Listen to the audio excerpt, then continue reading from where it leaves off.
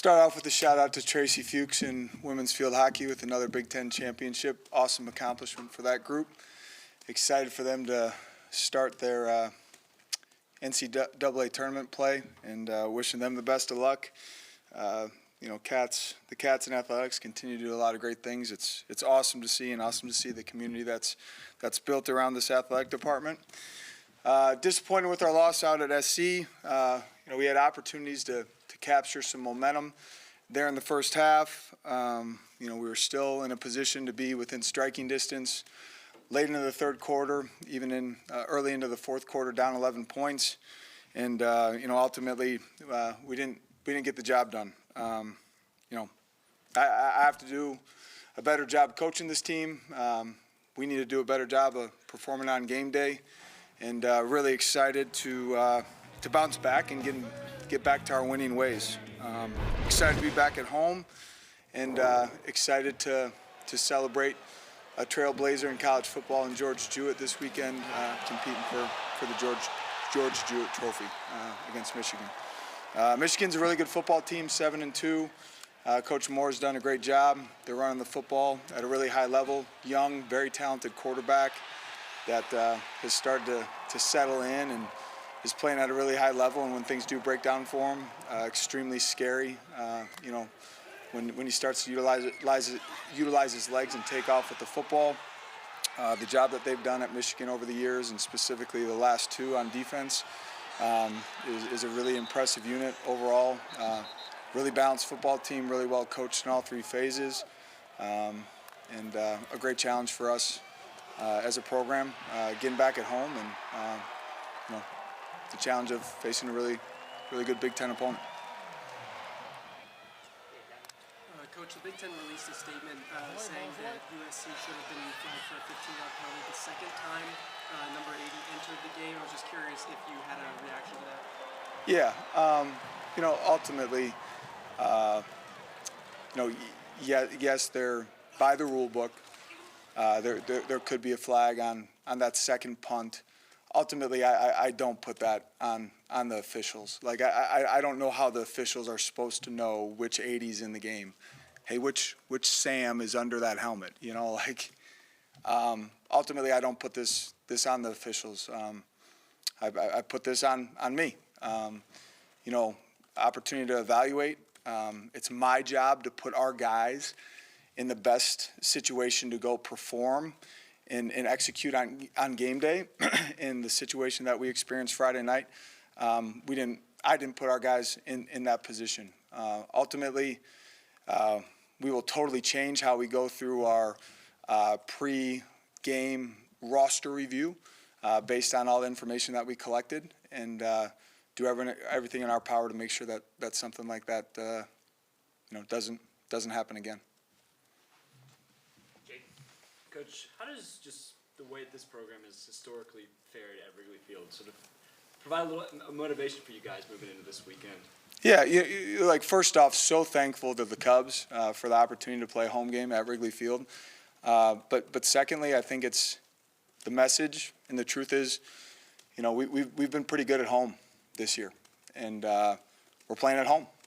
I mean, that's the reality. You know, we say we're Chicago's Big Ten team. We're playing in Chicago, playing at the friendly confines. We're playing at home, and you know, that's the way that we have to view this. This is an opportunity to come back home in the Big Ten and be at our best.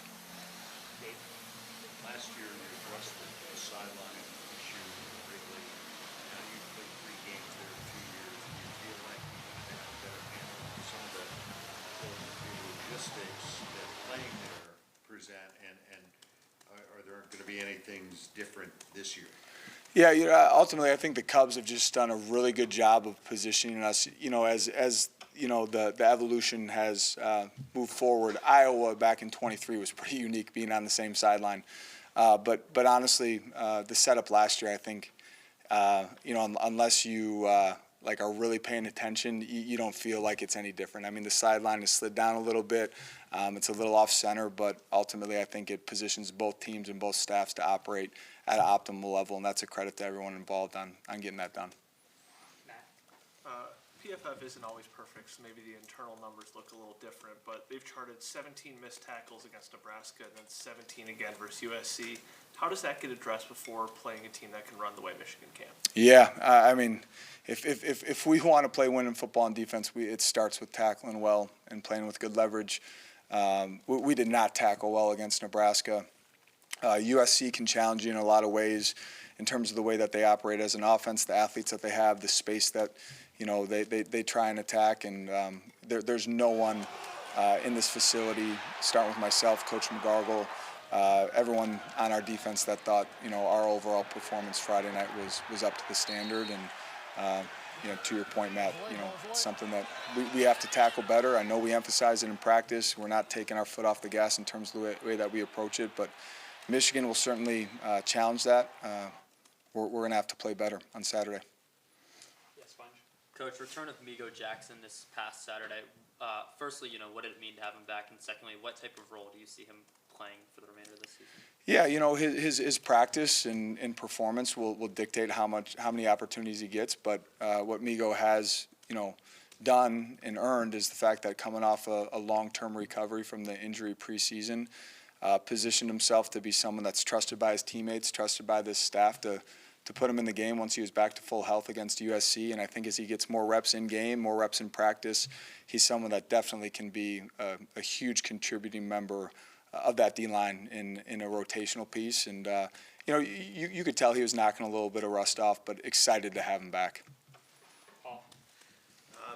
Just want to get your first take impressions on three guys on your opponent, kind of next level potential. Derek Moore, number 8. Yeah. Rod Moore, number 9. Yeah. And Jay Sean Barham, number 1. Yeah.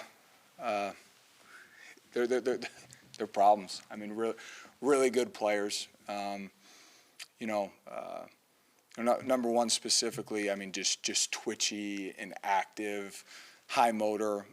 All 3 present problems. At the end of the day, guys that our staff's really aware of, and you got to find this happy balance with guys like that between being aware and understanding, like, positioning your team for success, but you can also fall into a trap of over game planning for guys like that, and then not being in rhythm as an offense, not being maybe as sound as you want to be, and ultimately, like, there's a lot of good football players on that Michigan team that can be really disruptive. But those 3 specifically, high-end Big Ten football players that have bright futures ahead of them. Gavin. Coach, you mentioned earlier the freshman quarterback at Michigan, Bryce Underwood. A lot of times with these younger, less experienced guys, the best way to get under their skin is to constantly put pressure on them. But you mentioned also how talented he is with his legs. How do you kind of balance the need to rush him into certain throws, but also staying true to where you guys are as a defense? Yeah, no, it is a tightrope that you have to walk. I mean, ultimately, Purdue early in the game brings a great pressure in a third down situation. Edge blitzer kind of ducks underneath the block.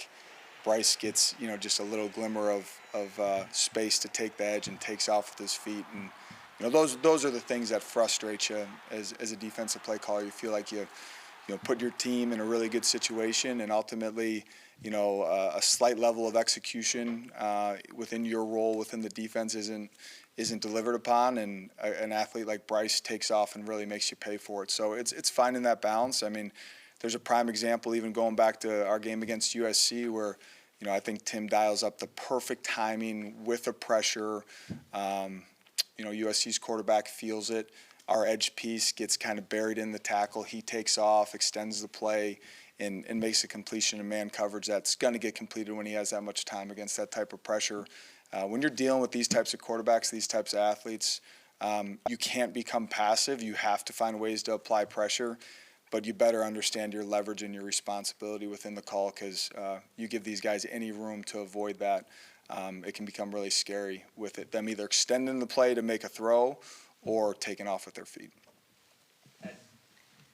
Coach, probably 99% of the college players, when they start as a freshman and get a lot of playing time, you can see some growth. Mm-hmm. Let's talk about this quarterback who obviously is now well into his freshman year. Have you seen kind of some dips, or have you seen just kind of a constant projection going towards excellence?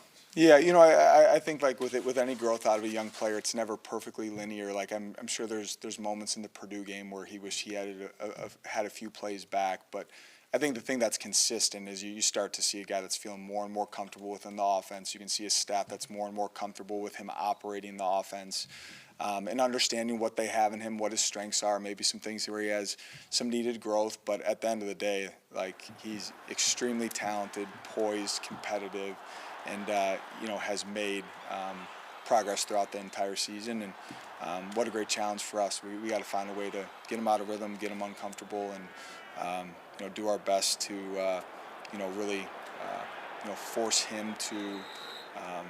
He can throw from the pocket. He can do it all. But ultimately, like if he's able to get out of the pocket and extend plays, that's where he really becomes, a scary threat, because he can take off with his feet. He can find an open wide receiver downfield.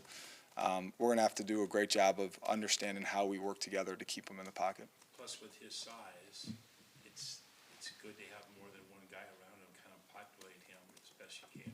And no doubt about it. I mean, he is not only can he take off, not only is he got great change of direction, acceleration, and top end speed, but really difficult to bring him down with one person.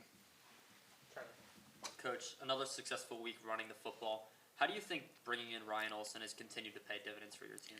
It's been awesome. And again, I come back to we can't get into the specifics of this, but had a young man on campus this weekend, an O-line recruit, and you talk about being a developmental program. You talk about how we prioritize O-line, but when you have two O-line coaches at the caliber of both, Bill O'Boyle and Ryan Olson in the same building, working collaboratively to pour into that group, it's not something we're just talking about. We're investing in that with the right people, and it's showing up on the field.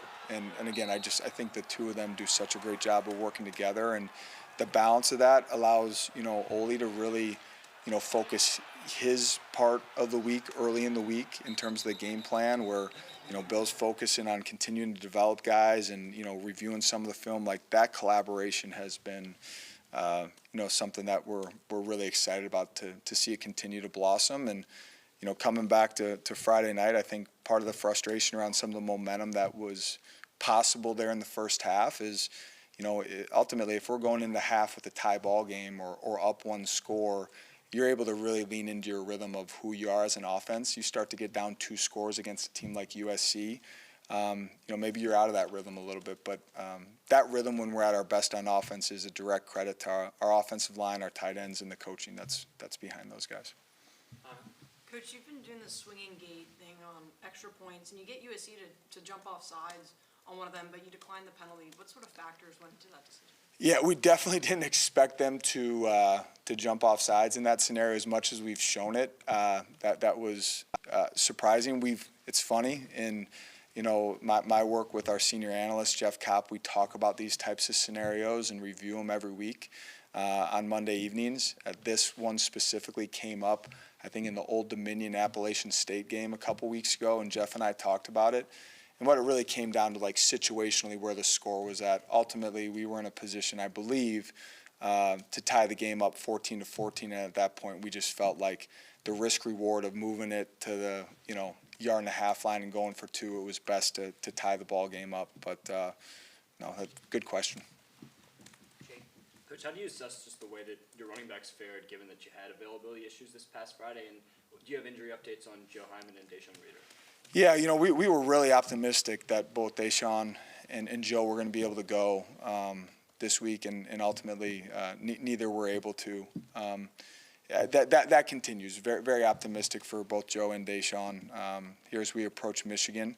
We'll know more as we get through. I mean, Joe practiced last week for stretches, as did Deshaun. So really optimistic for their return. But I do think what we saw on Friday night was Caleb Komolafe is like truly turned himself into an every down back in the Big Ten that can handle a larger workload that he's had in the past, and that's awesome to see. And then the emergence of Robbie Preckle. You can still see some young guy things, and Robbie has been utilized in a lot of different ways, has been valuable on special teams, but That guy prepares as well as any young guy I've ever been around, and was not starstruck by a big venue or playing in the Big Ten. He was ready to go, excited about his future in that room.